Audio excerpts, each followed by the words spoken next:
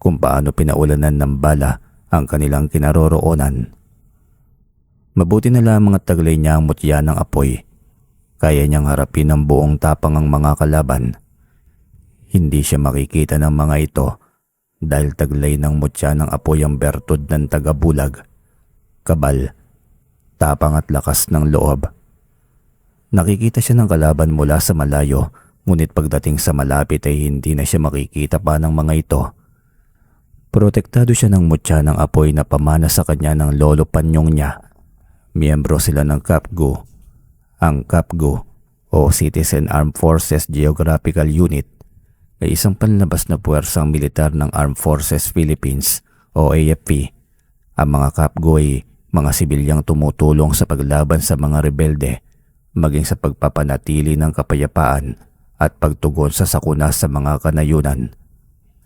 Binubuo ito ng mga voluntaryong reserbista na nasa ilalim ng kontrol ng mga regular na unit ng militar na nagbibigay ng suporta sa pamamagitan ng kanilang kaalaman sa lokalidad, intel at lakas tao upang mapanatili ang seguridad sa mga apektadong komunidad.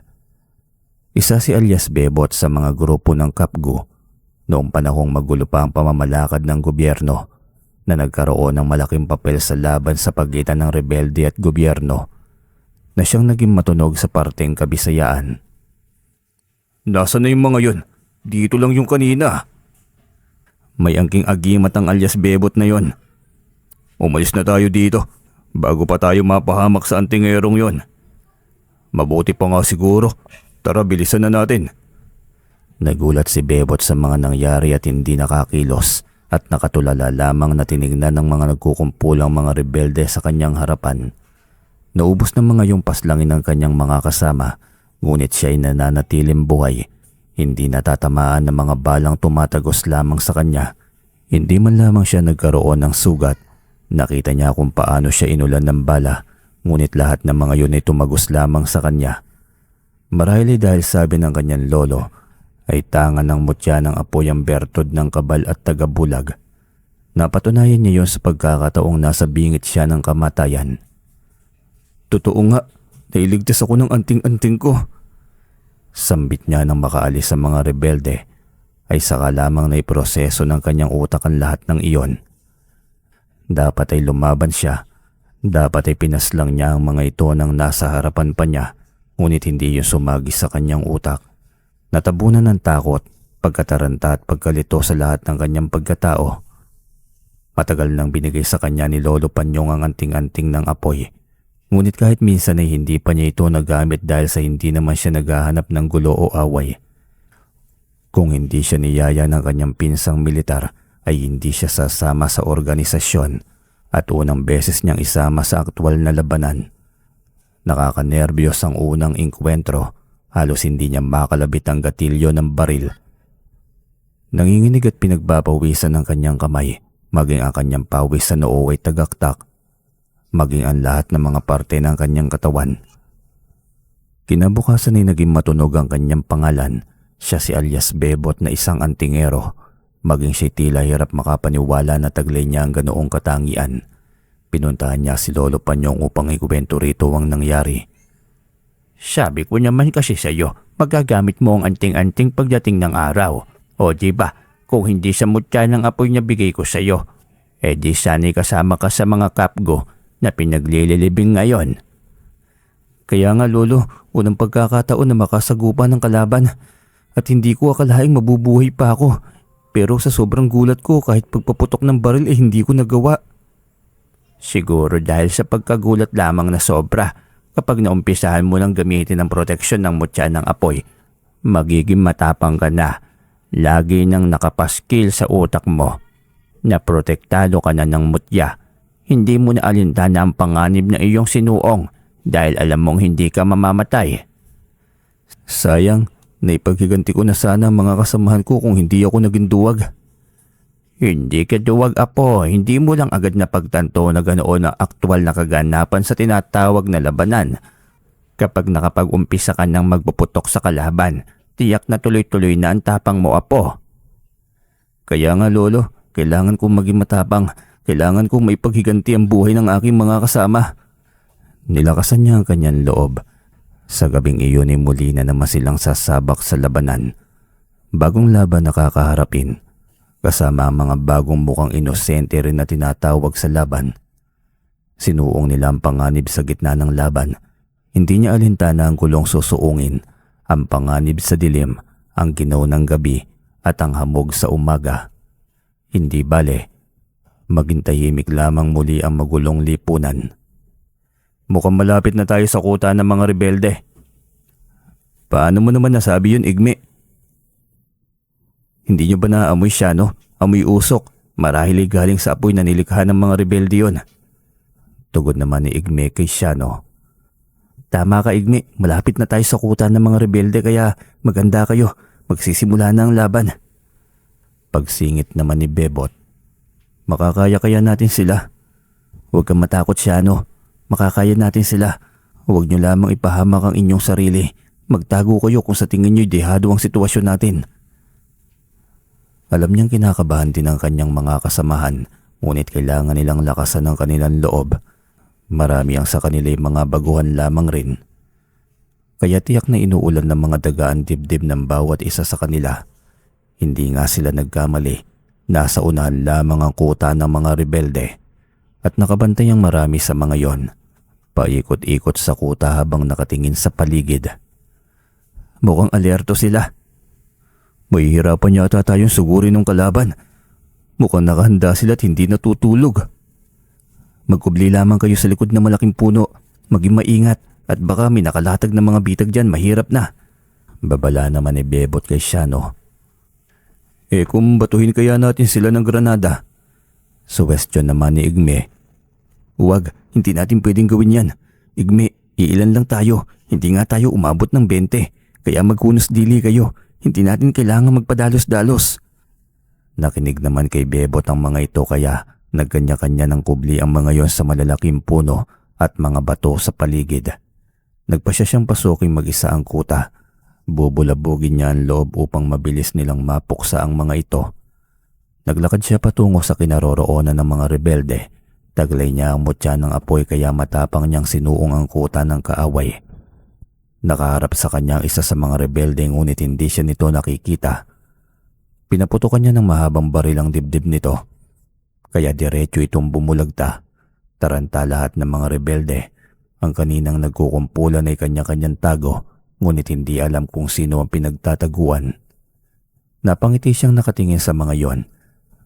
Gayunpaman inaawa siya sa buhay ng bawat rebelde na nabulag sa maling paninindigan na siyang sumira sa buhay ng mga ito at sa mga taong apektado sa pag-aalsa ng mga ito nang wala sa tamang dahilan. May biglang tumapa sa kanyang harapan. Hindi niya alam kung matatawa siya rito o maaawa, ngunit kailangan niya itong paslangin dahil isa ito sa mga nang-ambush sa kanila dahilan ng pagkasawi ng marami niyang mga kasamahan. Tuwing maaalala niya ang araw na yun ay nilalamon ng galit ang kanyang puso dahilan para maging mabangis. Nawawala ang kanyang awa tuwing naglalaro ang senaryong yun sa kanyang balintataw. Pinaulanan niya ng bala ang mga ito, lahat ng mga nakikita ng kanyang mga mata.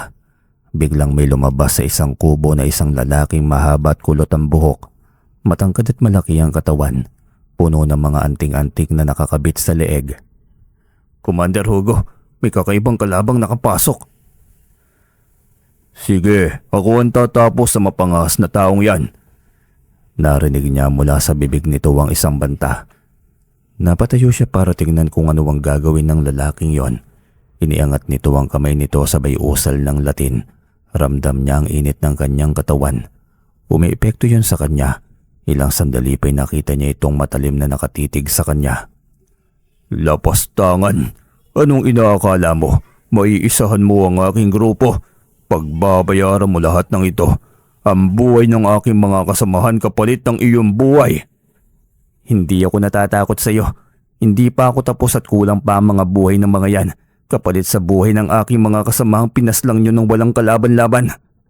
Ganun ba? Kakayanin mo kaya ang bangis ni Commander Hugo? Huwag mong ipagyabang ang iyong sarili. Hindi ka Diyos para katakutan. Humalakak ito at tinitigan siya ng masama. Makalipas ang ilang sandali ay bigla itong umusal ng latin sabay bato sa kanya ng isang matulis na patalim. Sobrang bilis ng mga pangyayari at sa isang kisap mata lamang ay tumagos sa kanya ang isang patalim ngunit hindi man lamang siya nasugatan. Lumampas ito sa dingding na semento na naglikha ng kalansing. Nagulat ito nang makitang hindi siya tinablan. "Hayop ka! Taglay mo rin ang mutya ng kabal!" "Ano man ang meron ako, proteksyon ito ng Diyos sa akin laban sa kasamaan. Kaya magdasal ka na sa iyong ama ng kadiliman dahil susunod ka na sa kanyang kaharian." "Nagyayabang ka. Sige, tignan natin kung hindi ka tatablan." Sinabuyan niya ito ng asin, isang sumpa sa kanyang tanga na anting-anting. Naalala niya ang bili ng kanyang lolo Panyong tungkol sa asin. Ito ang sumpa ng kanyang anting-anting na taglay at nagpapawalang bisa sa kapangyarihan, kaya mabilis siyang tumakbo palayo. Bago pa siya makita ng iba, bago pa mawala ang bisa ng anting-anting sa kanya, ilang sandali pa'y narinig na niya ang sigawan ng mga rebelde sa kanyang likuran. "Ayun pala siya!" Halos sabay-sabay na sigaw ng mga rebelde. "Ayan nga siya! Barilin na natin!" "Sundan nyo!" Siyang dinig na utos ng commander. Nakipagpatintero siya sa bala hanggang sa marating niya ang kinaroroonan ng kanyang mga kasama. Nakapwesto na rin ang mga ito kaya nang malapit na ang mga kalaban ay nakipagpalitan ng mga ito ng putok. Buong loob niyan lumaban sa mga oras na yon. Hindi sila dehado dahil naipwesto ng mabuti ng kanyang mga kasamahan ang kani-kanilang mga sarili. "Lumaban kayo! Ngayon na ang panahon para makaganti!" "Oo, Bebot! Nakahanda na ang buong mga kasamahan! Makipagpaslangan tayo hanggat kaya natin!" Umalingaw-ngaw ang putok ng baril kaliwat kanan. Muli na namang sumiklaban-labanan at sa pagkakataong yun ay alam nilang lamang sila. Marami na rin siyang napaslang. Maliman ang pumaslang ngunit iyon naman ang pinag-uutos. At kung iyon ang ikapapahamak nila'y kailangan nilang kumilos at pumaslang din. Ngunit hindi nila akalaing may kasamahan pang darating ang grupo ng mga rebelde na siyang nagpalakas ng puwersa ng mga ito. Kaya napilitan silang umatras at sa pagkakataong yon hindi nalagasan ng kanyang mga kasama. Walang kahit na isang sugatan sa kanila kaya masaya ang buong miyembro na nakauwing ligtas. Marami pang susunod na laban at kailangan nilang paghandaan palagi ang bawat pagkakataon. "Totoo pala ang bali-balita. Isa kang antingero kaya napakaswerte mo, Bebot. Saka maswerte kaming mga kasamahan mo. Malaking tulong yang taglay mong mutya sa ating mga samahan." "Oo, Shano. Matagal na itong ibinigay sa akin ni Lolo Panyong. Hindi ko nga akalaing magagamit ko ang bagay nito sa ganitong larangan eh." "Kaya napakaswerte mo dahil may lolo kang isang albularyo. Malaking bagay at malaking tulong yan sa'yo." "Siguro nga igmi. Kaya nagpapasalamat ako kay Lolo Panyong dahil sa mga bertud na bigay niya. Hindi ko akalaing magiging proteksyon ko ito sa ngayon." Inalagaan ni Bebot ang bertud na hawak niya. Lagi niyang inaalala ang laging bili ng kanyang lolo. Ngunit hindi niya akalaing tuligsain siya ng malalaking tao dahil sa angkin niyang bertud. Isang kapitbahay ang nakapagbigay ng babala tungkol sa isang lalaking nakamotor na lihim na nag-aabang sa kanya at nagtatanong palagi ng kanyang gawain at pagkakakilanlan. "Tumawag siya sa kanyang boss. Sinabi na kumpirmado, ikaw si alias Bebot ang tingero na hanap nila." "Ano raw ang kailangan po nila?" "Yan ang hindi ko alam basta masama ang kutob ko. Lalo na't may dalang baril. Mukhang hindi talaga magandang plano ng lalaking yun." Nagtaka siya sa sinabi ng kanyang kapitbahay, subalit hindi siya nabahala sa sarili, kaya binaliwala niya yon. Hindi niya alam na sa araw ding yun ay isang hindi inaasahang pangyayari ang magaganap sa kanilang tahanan. 6:00 ng hapon ay nagising siya dahil sa kaluskos sa labas ng bahay. "Nay, anong nangyayari dyan?" Tahimik at walang sumasagot kaya bumangon siya upang silipin ang labas. Ganun na lamang ang pagkagulat niya nang biglang may nakatutok na mahabang baril sa kanyang noo. "Huwag kang gumalaw kung ayaw mong masaktan." Nasabuyan na siya ng asin kaya alam niyang hindi nagagana pa ang anting-anting na kanyang taglay. "Sino kayo? Anong kailangan niyo sa akin?" "Sumama ka na lang sa akin para malaman mo kung ano ang kailangan namin sa iyo." Sumunod na lamang siya sa utos ng mga ito upang walang masamang mangyari. Alam niya sa sitwasyon na yun ay dihado siya. Wala siyang depensa sa sarili. Hindi niya alam kung ano ang mangyayari sa kanya sa pagkakataong iyon, pero ramdam niyang hindi pa niya katapusan. May misyon pa siya sa mundo. May kailangan pa siyang gampanan. Tumigil ang sinasakyan nilang truck sa harap ng isang lumang gusali. Masusukal ang mga punong nasa harapan niyon. Inikot niya ang kanyang paningin sa paligid upang aralin ang pwedeng daanan kapag may pagkakataong tumakas. Bumaba ka na, huwag kang magtangkan tumakas. Dahil kung hindi ay may masamang kainat na tanang buo mong pamilya. Bakit nasali ang aking pamilya? Ano bang naging atraso namin sa inyo? Itanong mo yan kay boss, huwag sa amin. Itinulak siya nito papasok sa loob kaya biglang nagapoy sa galit ang kanyang puso. Nilingon niya ito at inundayan ng malakas na suntok. Gaganti sana ito nang biglang may nagsalita palapit sa kanila. Tumigil nga kayo, hayaan niyo siya. Nilingon niya ang lalaking yon upang tingnan kung kilala niya ito. Puro gintong alahas ang kamay at leeg, nakatitig sa kanya ng tila ba may panguuyam. Boss Segundo, ito yung sinasabi namin sa iyo na ang tingerong lumusob sa kuta. Tangan niya ang malakas na agimat ng apoy. Nakakatuwa. Sige at ipasok niyo siya sa loob. Mag-uusap lamang kami ng masinsinan. Sino ka? At anong kailangan mo sa akin? Magkape muna tayo. Huwag masyadong magmadali para naman makapag-isip ka ng mabuti. Wala akong oras na makipag-usap kung tungkol lamang din sa mga iligal. Tumawa ito sabay hitit ng sigarilyo.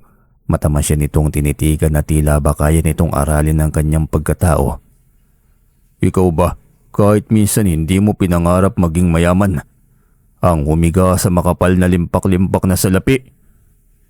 Hindi. Diretsyong tugon niya at nakipagtitigan sa sinasabing boss ng mga rebelde. Umalakak ito sabay palatak. Ibinato nito ang hawak na sigarilyo sa pader ng gusali sabay tapik ng kanyang balikat. Umiling ito na tila ba'y dismayado sa kanyang naging sagot. Nang marating nila ang isang silid na una na siyang umupo, hindi pa man siya napagsabihan nito. Magpapakilala ako sa iyo. Ako si Boss Segundo. Ako ang nagbibigay ng pinansyal na pangangailangan nila. Kasama na mga baril para may laban sila at maging mas malakas ang kanilang loob upang tuligsain ang gobyerno. Masaya ka na niyan. Anong may tutulong mo sa mga tao? Sa lipunan, mas lalo lamang magiging magulo ang lahat. Hindi mo alam kung gaano kagulo ang politika, kung paano mangikil ang mga may mataas na posisyon. Kaya walang asenso ang bansa kasi pera na ng bansa. Nagiging pera lamang ng mga namumuno. Ano bang pinagkaiba nila sa iyo? Isa lang, ako ang puputol ng kanilang mga sungay. Tinawanan niya ito. Pakiramdam ng mga maperang tao ay laruan lamang ang mga taong nasa ibaba. Pwedeng paglaruan na parang mga gagambang pwedeng pagbunuin. Iba rin kayong mag-isip ng mga mapipera ano? Magkaiba kami ng prinsipyo. Bakit? Anong pinagkaiba nyo? Gayong pareho lang naman kayong manggagamit. Hangarin ako sa iyo alias Bebot. Ang pagkakaalam ko'y grade 5 lamang ang natapos mo. Bihira lamang ang kagaya mong may mababang antas ng pinag-aralan ngunit malalim na mag-isip. Wala siyang reaksyon sa sinabi nito. Hindi niya alam kung iyon ba'y papuri o iyon ay dahil sa pagiging mapanuri. Muli itong nasindi ng sigarilyo. Pagkatapos ay tinitigan siya nito. Alam mo naman kung saan aabot itong ating usapan. Gayong ang gusto ko lang naman ay gawin kang kanang kamay ko. Kilala mo ba si Commander Hugo? Mayaman na ngayon ang pamilya niya kasi mabilis siyang kausap. Sayang yang taglay mong kakaiba sa ordinaryong tao kung hindi mo rin naman pala gagamitin sa panlalamang. Binigyan ka na ng pagkakataon, pag-isipan mong mabuti. Umiling siya sabay kuyom ng kanyang mga kamay. Mataman niyang tinitigan ng autoridad na kaharap. Wala akong dapat pag-isipan. Ang panlalamang pa lamang sa aking kapoy alam kong malaking pagkakamali na. Kaya hayaan mo na akong makaalis. Dahil hindi ako ang hinahanap mong tao. Ganun ba? Sige, mabilis naman akong kausap eh. Sumenyas ito sa mga tauhan. Bigla niyang naramdaman ang kakaibang balak ng mga ito kaya naganda siya sa posibleng gagawin ng mga yon. Kanya-kanyang kindatan at sa isang iglap lamang ay may nakatutok ng baril sa kanya. Mabilis niyang tinalo ng bintana. Nagpagulong-gulong siya sa mayabong na damuhan hanggang sa makahanap ng pagkukublian. Hanapin niyo, hindi siya pwedeng makawala. Paslangin niyo kung hindi rin lang naman mapapakinabangan. Hanapin natin, utos ng boss. Alam niyang gumana na naman ang kanyang anting-anting. Sa pagkakataong yun ay hindi na pagtakas kay kamatayan ng kanyang misyon, kundi ang pulbusin ng mga lungga ng mga masasama at abusadong tao sa lipunan. Inikot niya ang kanyang paningin sa buong paligid. Isang lumang owner jeep type ang nakita niyang nakaparada sa harapan. Nilapitan niya yun upang tingnan kung nasaan ang tangke nito. Ang gasolina nito ang gagamitin niyang pamulbos sa gusaling iyon. Tiningnan niya sa kanyang kamay ang kinuha niyang kaninang panindi ng sigarilyo. Lihim niya yung dinampot ng nilapag ng boss segundo pagkatapos magsindi nito ng yosi kanina. Sabi na nga ba niyang magagamit niya ito? Maingat niyang binuksan at pinaagos ang gasolina mula sa tangke palabas sa isang sisidlan. Wala man lamang napapansin sa amoy ng gas dahil sa sobrang abala ng paghahanap sa kanya. Maingat ang bawat galaw niya. Hinintay niyang pumasok ang mga ito sa gusali bago binuhusan ng gas ang daanan. Pagkatapos sinindahan iyon hanggang sa lumagablab ang apoy. Sigawan ng mga ito sa loob, taranta kung paano haapulahin ng naglalagablab na apoy. Umikot siya sa loob ng gusali upang doon muling buhusan ng gas at sindihan upang walang kawala ang mga ito sa apoy. Pumagitna siya sa lumalagablab na apoy. Protektado siya ng kanyang mutya. Kaya baliwala ang init at nakamamatay nitong lagablab.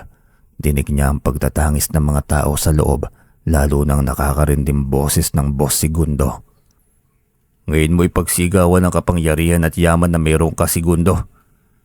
Sambit niya bago tinalikuran ng naglalagablab na abandonadong gusali. Ngunit isa lamang ang sigurado niya, bawas na ang mga masasamang nilalang sa mundo. Pagdating sa kanilang bahay, bumungad sa kanya ang isang nagbabagang balita at iyon ang pagkasunog ng gusali. Alam din pala ng media na ang gusaling yun ay pugad ng mga rebelde. Napailing na lamang siya habang iniisip ang lahat.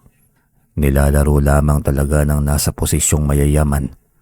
Lumapit siya sa inang si Aling Rosa na nooy tutok na tutok sa panonood ng telebisyon. Hindi nito namalayan ang kanyang pagdating. Kinuha niya ang kamay nito at nagmano na siyang lagi niyang nakaugali ang gawin tuwing darating ng bahay. Anak, kanina ka pa ba? Hindi kita namalayan na. Kararating lang, Nay. Sabay tutok ng atensyon sa ibinabalita sa telebisyon. Kita mo itong nangyari, anak, nako. Yung mga rebeldeng kaaway niyo tinupok ng apoy. Walang natira. Mukhang may kasama pa raw dyan na boss ng grupo. Naku po, Nay. Kaunti lang ang nabawas sa mga yan. May mas marami pa dyan na nagtatago sa bundok. Mga mangmang na tinitiis ang lamig at init. Wala namang nakukuwang sahod sa kanilang lider. Ang kanilang lider nagpapalaki ng tiyan. Ang kanilang pamilya nagtitiis sa gutom. Oo nga, anak. Saan kaya kumukuha ng maraming puwersa mga rebelding ito? Hindi nauubusan ng kalaban ng ating gobyerno. Hayaan mo na, Nay. Kumain na lamang tayo dahil gutom na po ako. Agad itong tumayo upang maghain ng hapunan. Tamang-tama lamang ang pagdating ng kanyang amang si Mang Pedring galing sa kanilang palayan. Umismi dito nang makita siya ngunit lumapit pa rin siya rito para magmano sana. Ngunit mabilis itong umatras at sinita lamang siya upang lumayo.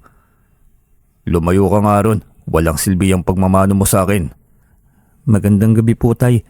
Kumain na po tayo. Kumain kayo doon. Saka umalis ka sa harapan ko. Bakit bang init ng dugo mo sa akin, Tay? Anong gusto mo? Matutuwa ako sa ginawa mong imbis na tulungan ako'y sasali ka pa sa kaguluhan. Hindi ako sumali, Tay. Ang gusto ko lang naman ay tumulong sa gobyerno. Sana nga hindi na lang ako sumali. Pareho lang din ang pamunuan ng mga inayupak na gobyernong manggagamit. Marunong ka naman palang mag-isip. Kumain ka na para mas lumalim pa pag-iisip mo. Hindi na siya tumugon pa dahil alam niyang pang-uuyam yon. Hinayaan na lamang niya itong pumasok sa loob ng bahay. Nang tawagin siya ng kanyang ina para kumain ay saka lamang siya pumasok. Naroon ng Tatay Pedring niya sa harapan ng mesa, walang imik na kumakain. Tahimik na lamang din siyang nakaupo sa harapan nito nang biglang pinaulanan ng bala ang kanilang bahay. Kitang-kita ng dalawang mata niya kung paanong natumba ang kanyang ama nang tamaan ng bala sa ulo. Maging ang kanyang ina nang tamaan ng 2 bala sa dibdib at balikat. Tumagos lamang ang mga bala sa kanya, ngunit sa mga magulang niya'y kamatayan ang sinapit ng mga ito na siyang ikinatulala niya. Hindi siya makakilos, halos hindi siya kumurap. Sasabog sa galit ang kanyang puso. Alam niyang wala ng pag-asa na mailigtas pa ang kanyang mga magulang. Wala ng mga buhay ang mga ito. Lumingon siya nang marinig ang mga yapak na mga taong palapit sa kanya. Patay na ang mga magulang ng alias Bebot na yan. Ang bunsong kapatid na lamang niya na nag-aaral sa bayan ng ating misyon. Tawagan niyo si Commander Hugo. Sabihin niyo na tagumpay ang plano. Tuwang-tuwa ang mga ito sa tagumpay ng misyon nila. Hindi man lamang ng mga ito napansin ang kanyang presensya. Marahil dahil sa hindi siya nito nakikita. Lumalagablab sa galit ang kanyang puso nang marinig yon. Hindi niya palalampasin ang pangyayari na yon. Pagbabayarin niya ang mga ito. Nasa 6 na katao ang pumasok at tinalugog ang kanilang bahay. Balak pa ng mga itong nakawi ng ilang gamit at nakatagong pera ng kanyang inay. Kaya mas lalo siyang nagalit nang makita yon. Inilapag ng isang tauhan ang hawak nitong mahabang baril. Kaya mabilis niya yung nilapitan at dinampot.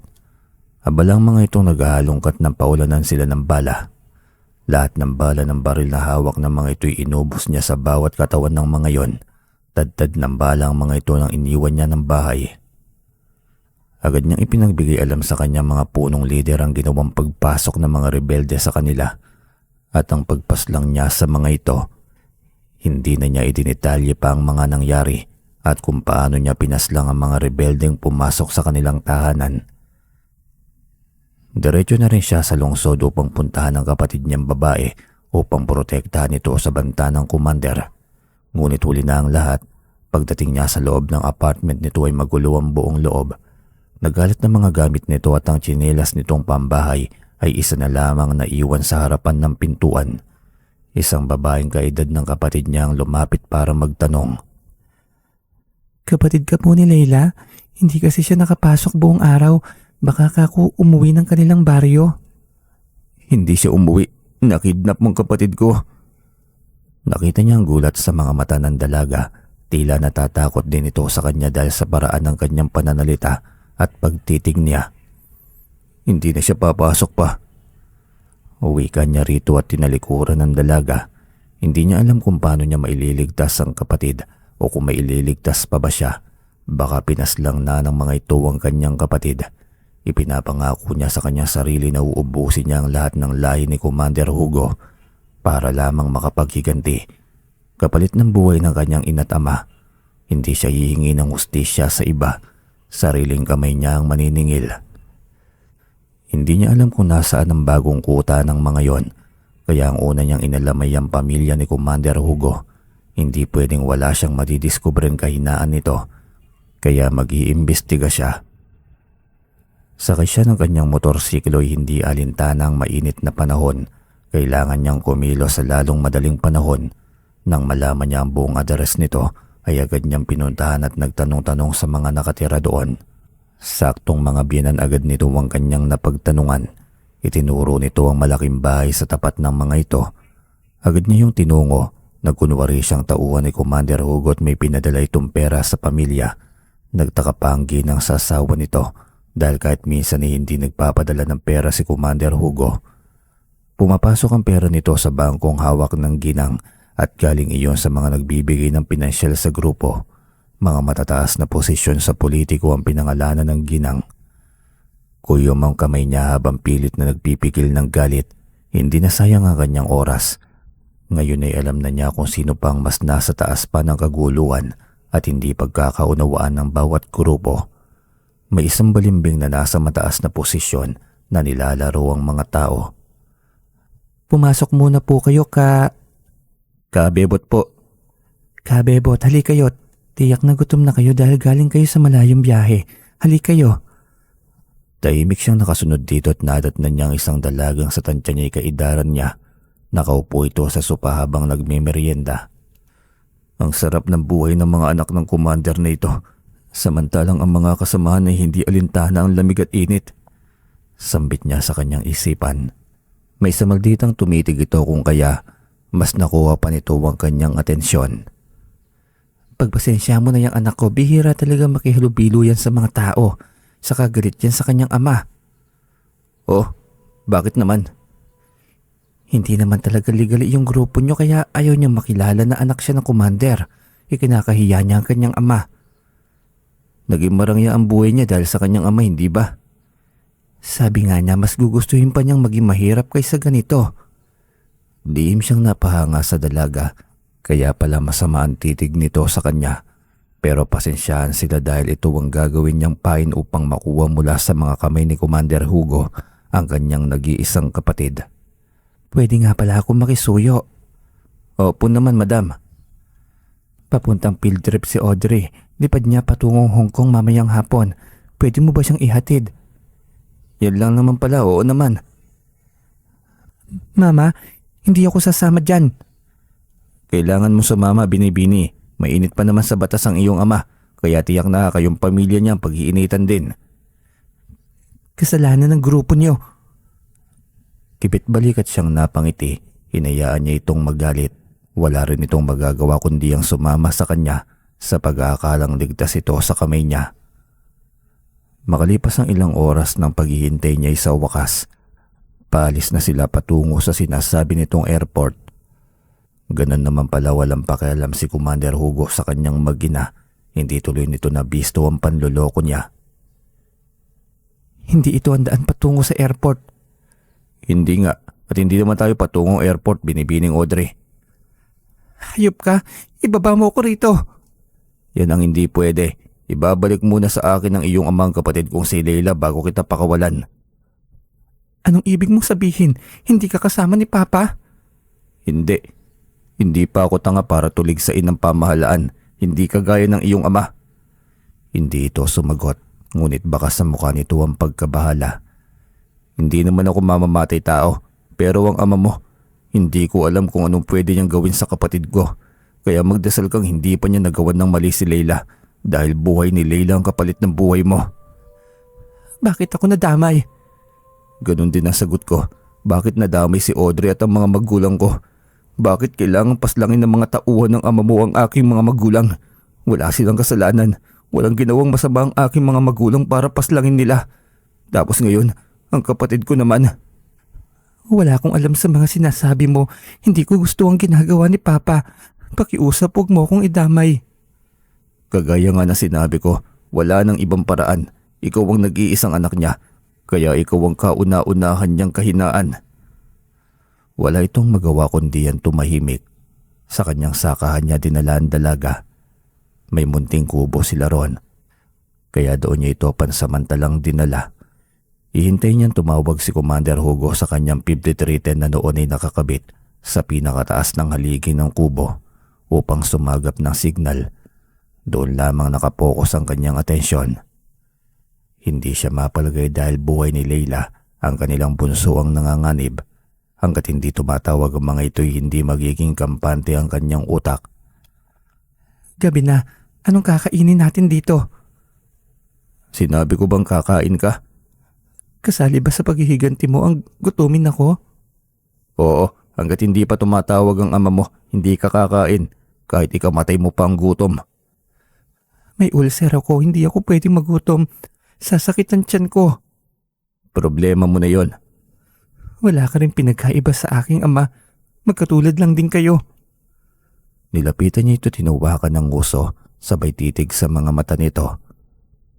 Malayong malayo ako sa papa mo, kaya wag mo kong itulad sa kanya. Umiyak ito kaya binitiwan niya ito at iniwanan. Bumaba siya ng kubo at bago tuluyang nakalayo'y pinagbantaan niya ito. Huwag kang bumaba ng kubo kung ayaw mong mapulbos ng bombang itinanim ko rito. Pagkatapos sabihin niyo na iniwanan niya ito upang maghanap ng kanilang makakain, pinuntahan niya ang bitag ng kanyang ama. Sakaling may huli. Tamang-tama at may bitag roon, isang malaking bayawak Agad niya itong hinuli at binalatan. Dinala ang karne sa kubo upang lutuin. Pagdating niya ng kubo ay naabutan niyang tulugan dalaga. Hawak nito ang sikmura. Nakaramdam siya ng awa dito ngunit hindi siya pwedeng basta na lamang magpadala sa awa. Minadali niyang lutuin yun ng adobo. Sinabay na rin niya ang pagsasaing upang sabay na itong may luto. Ginising niya si Audrey matapos niyang maihain ang kanyang niluto. "Gumising ka na. Akala ko ba gutom ka? Nakapagluto na ako." Parang ayaw pa nitong gumising. Ngunit dahil sa sobrang gutom ay patamad na nitong sinandal ang katawan sa dingding na sawali. Akala ko ba hindi mo ko pakakainin? "Kung siguro kasamaan ka ng iyong ama sa paggawa ng masama, matitiis pa kita." Magpapasalamat na ba ako? "Kumain ka na lang, hindi ko kailangan ng pasasalamat mo."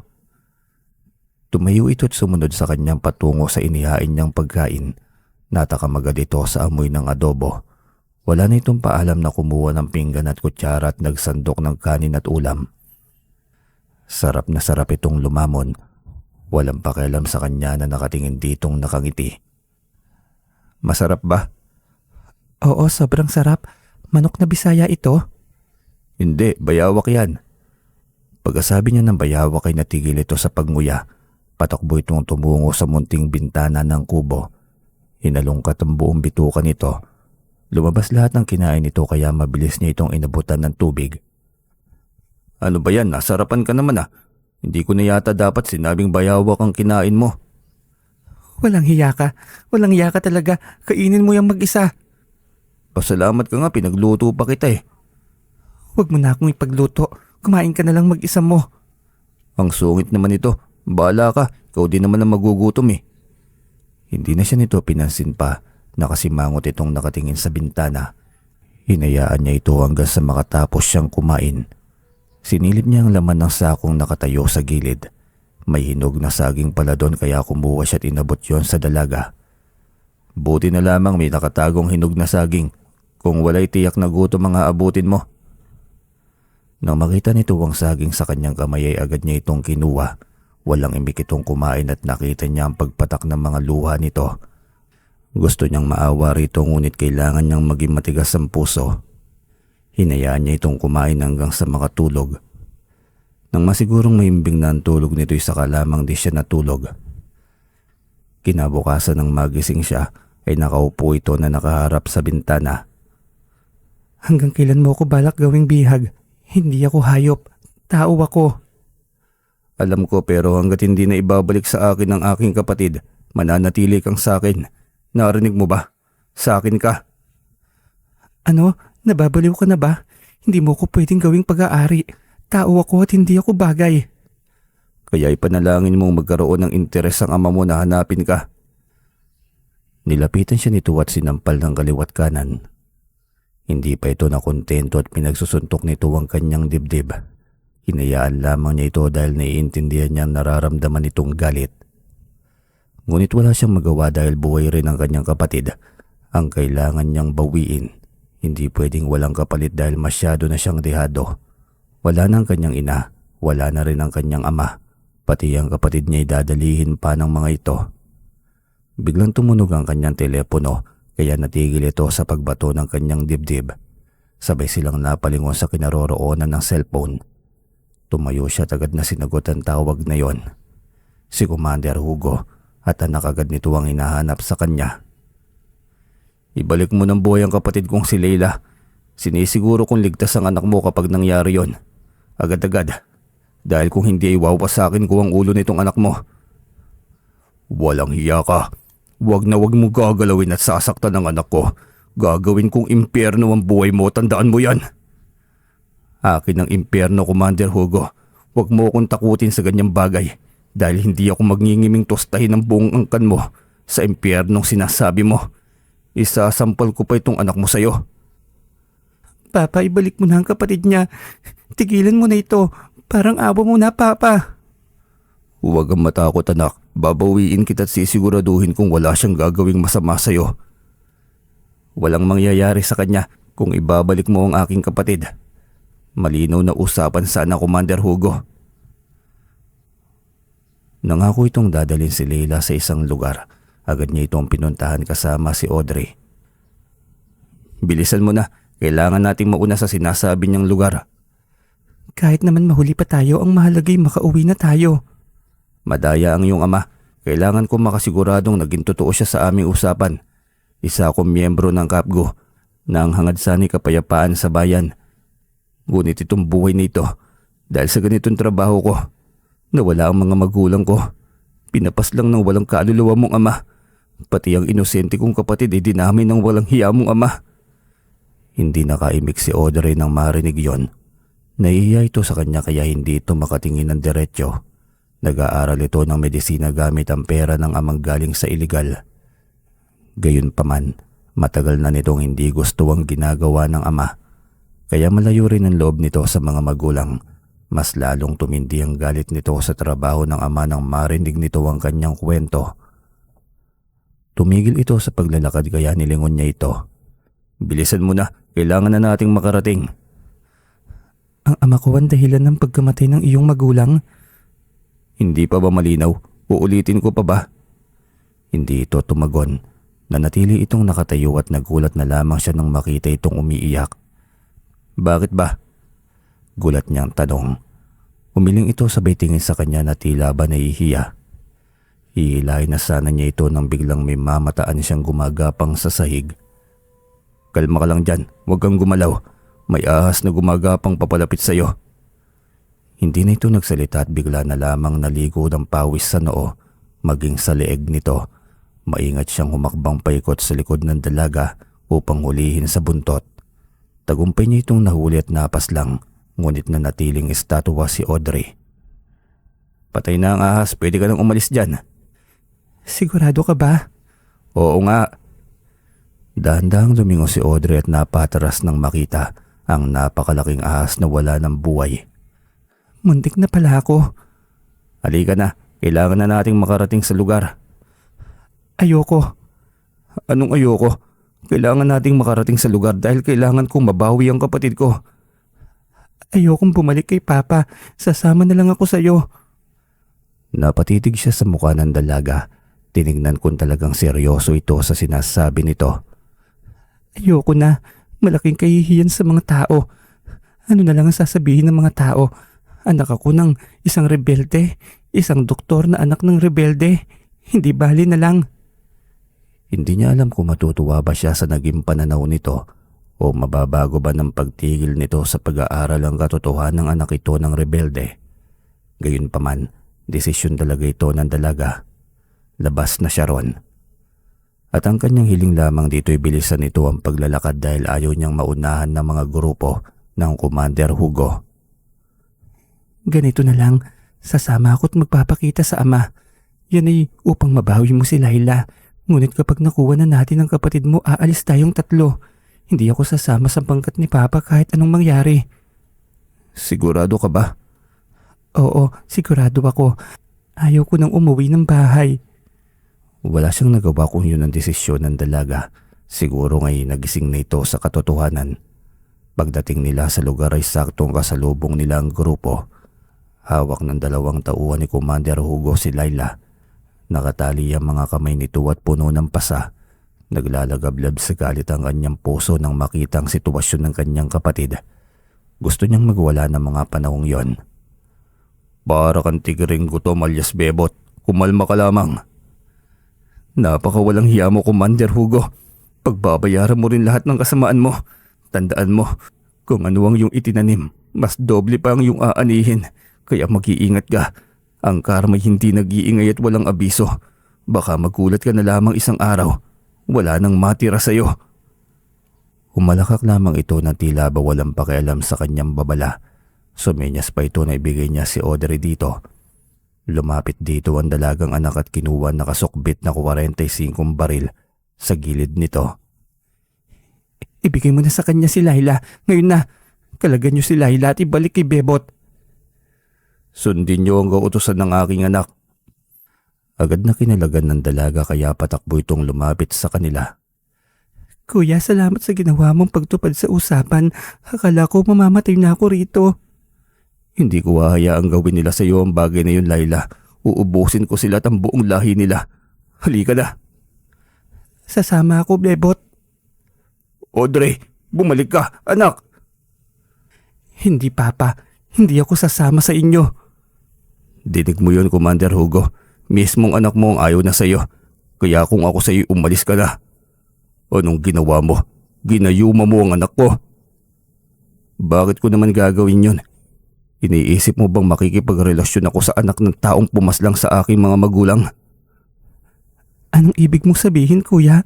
Patay na sina nanay at tatay. Nang makita ni Audrey ang reaksyon ni Laila, ay agad nitong nilapitan ng dalaga upang aluhin. Ngunit tumakbang ito patras. Huwag mo akong lalapitan. Anak ka ng kriminal. Leila, hindi kasalanan ng anak ang kasalanan ng ama. Maging matalino kang anak. Hindi, Kuya. Hindi ko matatanggap na wala ng nanay at tatay para sa kanila kung bakit ako nagpupursiging maging profesional. Naging emosyonal din si Audrey nang marinig yon. Ramdam nito ang sakit na nararamdaman ni Leila, kaya tinitigan nito ng masama ang ama. Napakasama mo, Papa. Sana hindi mo na lamang ako pinanganak. Laking kahihiyan kayo sa akin. Hindi alam ni Commander Hugo kung paano lalapitan ng anak. Hawak ni Audrey ang kalibre 45 at nakatutok yon kay Commander Hugo. Hayaan nyo na kaming makaalis, Papa. Kung hindi ay hindi mo na ako makikitang buhay kahit kailan. Walang magawa si Commander Hugo kundi ang panoorin ng anak na naglalakad palayo. Kasama siya na pinag-iinitan ng mga ito dahil nahihirapan ng mga itong puksain siya. Habang palayo sila'y patuloy ang paghikbi ni Leila. Nang makalayo na sila ng gusto'y saka lamang niya inalo ang dalagang bunso. Tigilan mo nang kaiiyak mo, bunso. Hindi na babalik pa ang lahat. Saan nakalamay si nanay at tatay, Kuya? Hindi ko alam. Umalis na ako sa bahay ng paslangin nila ang nanay at tatay dahil habol nila ang buhay ko na dapat ay puntirya nila dahil nahihirapan silang paslangin ako. Hayop sila. Magbabayad sila sa ginawa nila sa mga magulang natin. Naiintindihan ko ang galit na mayroon ka, Leila. Ako man ang nasa posisyon na may ganoon din malamang ang gagawin ko.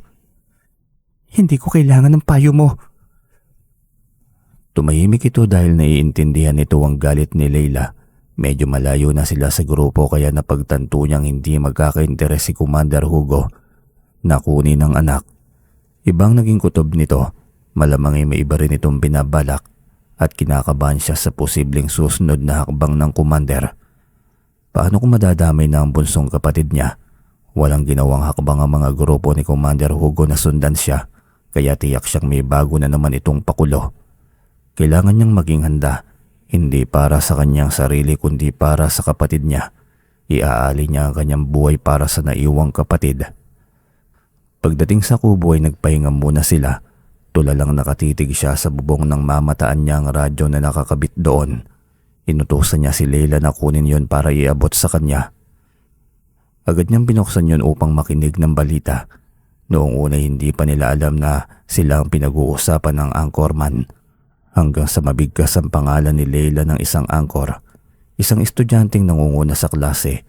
Hindi nila alam kung ano ang pinag-uusapan kaya mataman silang nakikinig hanggang sa lumabas ang pinakapunto ng balitang yon. Lumabas na kinidnap si Audrey at silang dalawa ni Leila ang salarin. Kuya, bakit tayo naging kidnapper nitong babae? Pakulong mo ba ito? Tanong ni Leila sa kasamang babae. Hindi, Leila. Kaya ako sumama sa inyo dahil hindi ko kayang sikmurain ng mga pinaggagawa ni Papa. Siguraduhin mo lang na hindi kami pinaglalaruan ng magkapatid. Hindi ko gagawin ng bagay na yan, Leila. Galit ako kay Papa at lalo lamang ako nagagalit dahil sa ginawa niya ngayon. Kayong dalawa tumahimik na nga kayo. Kailangan kong mag-isip ng paraan. Kuya, naging kidnapper na ako ngayon. Ako nga dapat ang dudulog sa batas para humingi ng hustisya kasi kinidnap ako ng ama nito. Hindi tayo makalapit sa batas, Leila. Pinaglalaruan tayo. Bebot, Leila, gagawa ko ng paraan. Lilinisin ko ang inyong pangalan. Hindi pwedeng laging nananaig ang kasamaan. Tutuldukan ko ito. Ano bang gagawin mo? Ako ang lalapit sa mga pulis upang ipahayag at sabihin ang katotohanan. Kaya mong gawin yun kahit laban sa iyong ama? Biktima lamang din ang aking ama dahil may mas mataas pa sa kanya na nag-uutos sa kanya. para gawin ng mga bagay na kontra sa pamahalaan ng gobyerno. Pero ang nasa posisyon lamang din naman ang nasa likod nitong lahat. Ano bang ibig mong sabihin? Si Presidente Percy Amber, siya ang pinakapuno ng organisasyong ito na laban sa pamahalaan. Kaya kahangalan ito at kailangan ng tapusin. Kuyom ang kanyang kamay nang marinig yon. Sabi na nga ba niya't nasa pinakamataas na posisyon ng ugat ng grupo. Kung ipapadala ko ba sa iyo si Laila, kaya mo ba siyang protektahan? Oo naman. Paano ako makakasigurado? Pwede mo akong paslangin at ang buong pamilya ko kung may masamang mangyari kay Leila. Kung ganun, ikaw na munang bahala kay Leila at kung paano siya makakakuha ng hustisya laban sa mga kumidnap sa kanya. Kuya, ama niya ang commander ng mga rebelde. Paano tayo nakakasiguro na hindi niya ako ipagkakanulo? Pagkatiwalaan mo ko, Leila. Pangako, mas magiging malapit na kaibigan tayo sa huli. Hindi ako naniniwala sa iyo. Ngayon lang magtiwala ka sa akin, Leila. Kahit ngayon lang, para sa pagkamit ng hustisya mo. Leila, maging mabuti ka kay Audrey. Kailangan natin ng tulong niya. Tumahimik na ito at nag-isip. Wala rin itong magawa dahil kagustuhan niyang sumama ito kay Audrey.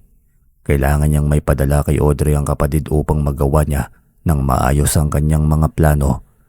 Hinubad ni Audrey lahat ng mga alahas na suot, maging ang singsing nitong nagkakahalaga ng milyon. Ibenta mo at gamitin ang pera sa mga plano mo, Bebot.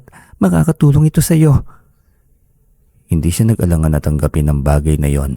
Malayo ang lugar ng taong pupuntahan niya. Kailangan pa niyang sumakay ng barko, kaya kailangan niya ng halaga ng pera. Siniguro muna niyang makakarating ang mga ito sa presinto ng maayos. Lihim niyang sinundan ng mga ito. Nang makitang sumunod sa usapan si Audrey, ay biglang lumuwag ang kanyang loob. Ibig sabihin ay tunay ang hangarin nitong makipagkaibigan at upang maitama ang pagkakamali ng ama. Agad siyang bumiyahe patungo sa lugar ng Presidente Percy Amber. Walang ibang puputol sa sungay nito kundi siya lamang. Narating niya ang address nito 2 araw matapos siyang sumakay ng barko. Hinanap niya gamit ang sketch na ibinigay ni Audrey. Dito madalas ang leader dahil ito ang safe house nito. Nilakad na lamang niya yon kahit may kalayuan. Sanay naman siya sa lakaran, sa mga bukirin. Ito kayang simentadong daan pa. May katagalang paglalakad bago niya narating ang nasabing safe house. Isa lamang ang kawal na nasa labas, parang bodega kung titingnan sa labas ang nasabing warehouse. Sinubukan niyang ikutin ang masukal na likuran ng pader. Tamang-tama dahil may nakalaylay na sanga ng kay Mito. Iyon ang dinaanan niya paakyat. Alam niyang kahit sa harapan siya daraan ay hindi siya makikita ng mga tauhan ni Percy. Tangan palagi niya ang anting-anting ng apoy. Kung ano ang nasa isip niya ay siyang bisa ng kapangyarihan ng anting-anting. Positibo at walang duda niyang pinagkatiwalaan ng mutyang taglay, kaya mas lalong tumindi ang enerhiya at kapangyarihan na taglay nito. Sobrang tahimik sa loob, parang walang tao. Medyo nagdududa siya ng kaunti na baka nasayang lamang ang oras niya sa pagpasok. Sa kusina siya dumaan. Sobrang sarap ng amoy ng ulam kaya natukso siyang silipin ng kusina. Ang daming pagkaing nakahain sa mesa, ngunit walang tao. Lumapit siya sa mesa at naisipang mukbangin ng pagkaing naroon. Ngunit bigla niyang naalala, paano kung bitag lamang yon? Paano kung pagkain ay may lason? Lumayo siya roon at isa lamang ang kanyang dahilan para pasukin ang delikadong lugar na yon, ang makaharapang presidenteng si Percy Amber. Ngunit napakalawak at maraming silid sa loob. Hindi niya alam kung saan niya ito hahanapin. Subalit hindi siya nawala ng pag-asa. Malakas ang pakiramdam niya na naroon sa loob ang presidente. Biglang narinig niya ang tugtog ng isang component. Pinuntahan niya ang pinanggagalingan ng tunog. Napatayo siya sa harapan nito at matamang tinititigan ng nakapikit na presidente. Sobrang relax nito, parang walang pakialam sa mga nangyayaring gulo sa paligid. Parang gusto tuloy niya itong lasakin. Unti-unting naramdaman nito ang kanyang presensya kaya idinilat nito ang mga mata. Kumusta ka naman, mahal na presidente? Oh, hindi ko naman nakalaing may estrangherong makakapasok sa aking safe house. Paano ka naman dumaan sa butas ng karayom? Antindi mo naman. Bigla itong napabangon sabay titig sa kanya. Tila ba sobra itong napahanga sa kanya habang hinahagod siya ng tingin mula sa ulo hanggang paa. Mukhang alam ko na kung sino ka. Para na pala akong si Robin Padilla, biglang sumikat. Tinawanan siya nito habang paunti-unting tumayo sa kinahihigaan nito. Hindi nito inaalis ang titig sa kanya.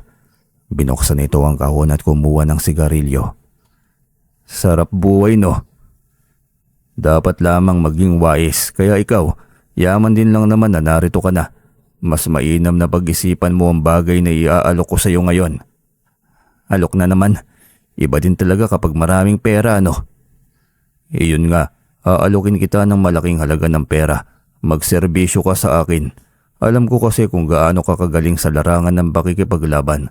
Ang iyong lihim na karunungan, iyan ang makakatulong sa akin sa ating magiging samahan. Tumawa siya sa harapan nito. Pigil niya ang kanyang galit habang nakatitig rito. Konting sasabihin pa nito tuundayan niya na ito ng suntok. Walang paalam siyang kumuha ng sigarilyo at sinindihan yon. Umupo siya sa harapan nito at matamang tinitigan ng kaharap. Hindi pera ang pinunta ko rito, kundi ang katarungan at hustisya sa bayan. Hindi ako madadala sa panunuhol mo dahil kahit kailan, hindi ako nasisilaw sa pera. Sigurado ka ba? 10 milyon. Dodoblihin ko ba kung talagang may kamahalan ka? Hindi niya napigil ang sarili at inundayan niya ito ng suntok. Napahawak ito sa bibig nitong pumutok at matalim na tumitig sa kanya. Wala pang nagtangkang saktan ako. Hindi ang katulad mong hampas lupa. Galit na binunot nito ang baril mula sa gilid nito. Itinutok yun sa kanyang ulo.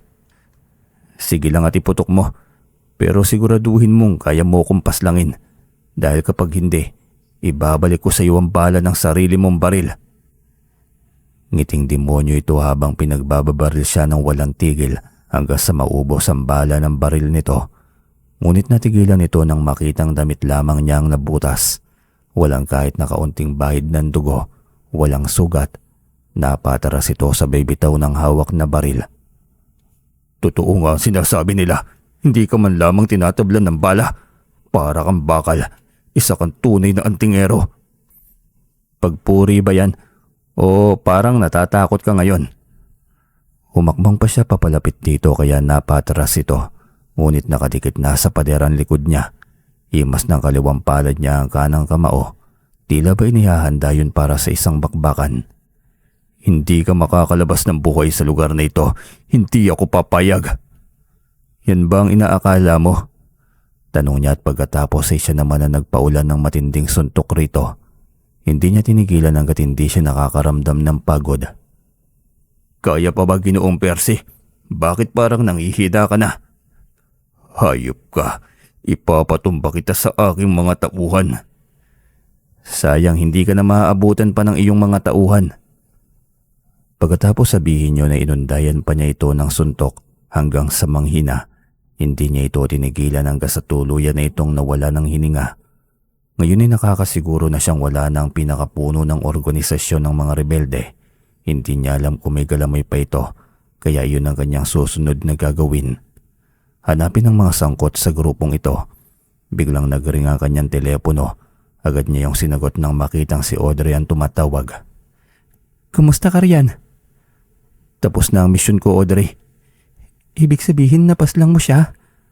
Oo, wala na siya. At hahanapin ko ng mga galamay pa niya. Hindi mo sila mauubos, Bebot. Marami sila. Mag-isa ka lang kaya umuwi ka na lang. Naisampa na ang kaso sa mga grupong kumidnap kay Layla. Hindi ako uuwi. Kailangan kong tapusin ito. At salamat sa tulong mo, Audrey. Ginawa ko lamang ang sa tingin ko'y nakabubuti. Sige na't umuwi ka na. Nag-aalala na sa'yo si Layla. Saka na, sabihin mo muna sa akin kung sino pa ang mga galamay nito. Wala nang masabi pa si Audrey kaya naman siya na ang gumawa ng paraan. Biglang nagring ang telepono ng presidente kaya sinagot niya yon. Hinahanap nito ang presidente Percy. Kaya sinabi niya rito na kanang kamay siya nito at natutulog pa ang presidente. Isa itong malaking negosyante na hindi nagbibigay ng pera sa gobyerno dahil diretso sa bulsa ng presidente ang buwis nito. Bili nito na kunin ang pera para sa tao ng buwis, kaya madali siyang umalis para puntahan ng lugar. Siya ang kumuha ng sinasabi ng negosyante. Nagpakilala siyang tauhan ni Presidente Percy. Malang hindi ang presidente ang kumukuha ng buwis ngayon Gayong ayaw niyang ibang kumukuha ng pera. Masama ang pakiramdam niya sa ngayon kaya ako na muna raw. Ganun ba? Sige, dalhin mo itong isang maleta ng pera. Tao ng buwis ko ito sa aking negosyong troso at pagbebenta ng baril. Magaling. Sabihin ko na lamang. Parang atakihin na siya sa puso. Talagang hindi maubusan ng problema ang bansa. Kaya tuloy-tuloy ang mga masasamang gawain sa bansa. Lahat kasi nadadaan sa suhol. Napagtanto niya ang isang bagay kahit ubusin pa niya ang kanyang lakas, oras at buhay. Hindi matapos-tapos ang problema nito. Dahil may mawawala, may sumisibol. Ayos na ring nabawasan ang pinakamataas sa lahat. Mag-uumpisa na naman sa bago ang mga ito. Gusto man niyang harangan. Kailangan pa niya ng higit sa 10 katulad niya para may sakatuparan ng pangarap na magandang bansa. Dala niya ang pera pa uwi ng probinsya. Gamit niya ang bertod ng tagabulag upang walang may makakita sa kanya. Upang malaya siyang makarating sa probinsya dala ang malaking halaga ng pera. Lihim niya yung iiwan sa bawat kabahayan. Malaking tulong iyon para sa hanap buhay ng ibang mga mahihirap. Siya mismo ang naglagay ng mga pera sa bawat tahanan. Hindi makapaniwala ang mga taong nakakakuha ng ganoong halaga. Malaking tulong ito sa hanap buhay lalo na sa pagsasaka. Nagulat si Leila at Audrey nang makita siyang parating sa kubo. Maging siya nagulat kung paano naroon ang mga ito. Akala ko ba naroon kayo sa bayan? Akala rin namin naroon ka sa lungsod. Walang halaga itong nilalaban nating kabutihan. Mamamatay na lamang yata tayo na hindi natin nalulutas ang problema ng bansa. Tama ka, kaya huwag mong kargahin ang buong mundo. Alam kong inaalala mo ang kapakanan ng bawat isa, ngunit kailangan mong unahin ang iyong sarili. Bawat isa naman sa atin ay may sariling pag-iisip. Tama ka, hindi mauubos ang problema ng bansa. Puwera na lamang kung magigising lahat ng mga gumagawa ng kabulastugan. Kaso imposible ang bagay na yan. Tama ka, Bebot. Wala nang pagbabago pa. Dahil sa kanilang napagtantong bagay ay pinili na lamang nilang mamuhay ng tahimik. Ngunit hindi niya ipapangakong magiging tahimik dahil oras na may makita siyang maling kilos ay hindi siya magdadalawang isip na pumaslang pa rin. Sumuko na rin si Commander Hugo dahil sa pakiusap ni Audrey. Nagbagong buhay ito kasama ang pamilya. Nagpasalamat ito at humingi ng tawad sa kanya. Hindi nila matatanggap ang inihiling nitong kapatawaran dahil hindi madaling tanggapin ng pagkawala ng kanilang mga magulang. Naiintindihan iyon ni Commander Hugo at maging si Aubrey. Dinalaw rin siya minsan ng kanyang mga kasama, sina Igme at Shiano, pilit na pinababalik sa pagiging kapgo. Ngunit hindi na mababago pa ang kanyang pananaw, hindi na siya magpapagamit. Minsan nang naging magulo ang kanyang buhay, gusto na lamang niya ng tahimik na buhay. Ngunit hindi na yata siya titigilan ng mga tao na may alam ng taglay niyang anting-anting. Isa na namang bagong riding in tandem ang naghahanap sa kanya, tauhan ng isang husgado at hinihiling siyang maging kanang kamay nito. Marami nang nag-aalok sa akin, lahat ng nasa posisyon gusto akong maging kanang kamay. Bakit naman kayo matatakot kung wala naman kayong ginagawang mali, hindi ba? Hindi ako tumatanggap ng trabaho. Ayoko maging kanang kamay nyo para lamang saluhin lahat ng panganib na dapat naman sanay sa inyo. Malaking halaga ng pera kapalit ng serbisyo mo. Hindi na, ayos lamang sa akin ang kapiranggot. Ang mahalaga ay tahimik ang aking buhay. Matigas nga talaga pala ang ulo mo. Pagsisisihan mo ang pagtanggi mo sa akin. Bakit naman ako matatakot sa iyo? Tumawa lamang ito habang nakatitig sa kanya. Iniangat nito ang kamay at ilang sandali lamang ay lumapit na ang dalawang nakaunipormeng pulis. May hawak ang mga itong posas at bitbit ang warrant of arrest. Anong ikakaso mo sa akin? Nakaplano na ang lahat ng ito. Ikaw lang ang kailangan ko. Kung pumayag ka maging kanang kamay ko, hindi ka napapatawan pa ng kasong hawak ko. Magdesisyon ka ngayon dahil tumatakbo ang oras. Hindi ako natatakot sa sinasabi mong kaso. Ikulong mo ko kung gusto mo. Wala akong pakialam. Sige, ilabas niyo na ang isa pang alas. Bigla siyang kinabahan nang sabihin niyon ng judge. Ilang sandali pa'y lumabas ang 2 tauhan nito, bit-bit ang umiiyak niyang kapatid. Leila, Audrey, bitawan niyo sila. Bibitawan namin sila sa isang kondisyon. Sige na, papayag na ako. Bitiwan niyo na sila. Mabilis ka naman palang kausap eh. Tinawanan pa siya nito. Gusto man niyan lumaban ay tamad na siya sa pakikipaglaban. Makakapas lang na naman siya. Ang daming buhay na ang nagbuwis dahil sa kanya. Kuya, anong gagawin nila sa'yo? Hindi mo kailangan sumunod sa mga yan, Bebot. Hayaan mo na sila sa ginagawa nilang pananakot. Kuya, huwag kang magpapagamit sa kanila. Tama si Leila, huwag kang magpapaloko sa kanila, Bebot. Audrey, makikisuyo ako sa iyo. Pwede bang sa iyo na muna si Leila? Oo naman, pero sana dalawin mo kami ng madalas.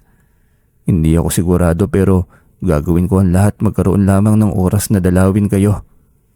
Hindi pa sila tapos mag-usap nang hilahin sina Leila at Audrey palabas ng gusaling iyon na pag-aari ng judge.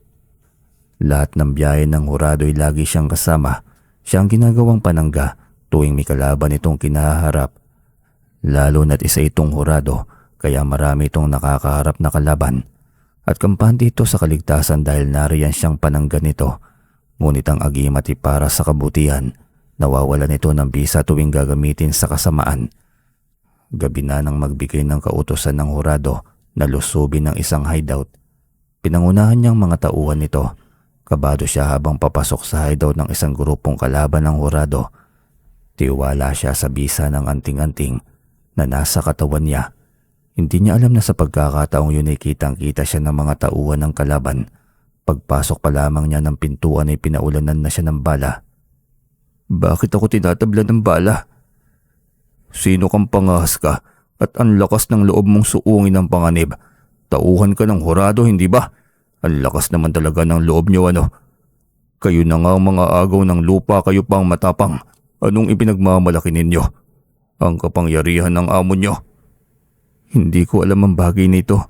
Ginagawa ko lamang ang utos ng aking boss. Kahit mali, hindi magandang bagay ang ganyan. Marunong naman sana kayong kumilatis kung anong uri ng boss ang inyong pinagsisilbihan. Ipinikit niya ang kanyang mga mata. Nakikinig ang kanyang utak ngunit ang katawan niya alam niyang sumusuko na. Utak na lamang niyang gumagana. Magsisi man siya, wala rin. Wala na rin siyang kawala. Hawak na siya ng isang agila sa leeg. Ganun yata ang sistema ng mundo. Laging lamang ang mapera. Laging kawawang mahirap. Sa tulong ni Audrey nakapagtapos si Leila sa pagiging nurse nito. Naging isang ganap na doktor naman si Audrey. Si Bebot ay naging alaala at kwento na lamang ng kanilang buhay. Sana lamang hindi lahat ng nasa kapangyarihan abusado sa lipunan, lalo na sa mahihirap na mamamayan. Hanggang dito na lamang po ang kwentong ito. Maraming salamat po sa mga patuloy na nakikinig sa ating fiction story. Kumbaga fictional lamang po ang kwentong ito at napakaganda naman na siguradong na-enjoy nating lahat. Maraming salamat po. Mag-iingat po kayo palagi. Shoutout ko na nga rin pala yung mga mananahi sa GD Plaza, Giginto, Bulacan. Yun, shoutout nga pala sa inyo. Pinapa-shoutout pala kayo ni paring Janjan eh. Shoutout na rin nga pala sa mga solid nating listeners na madalas po nakikita sa comment section.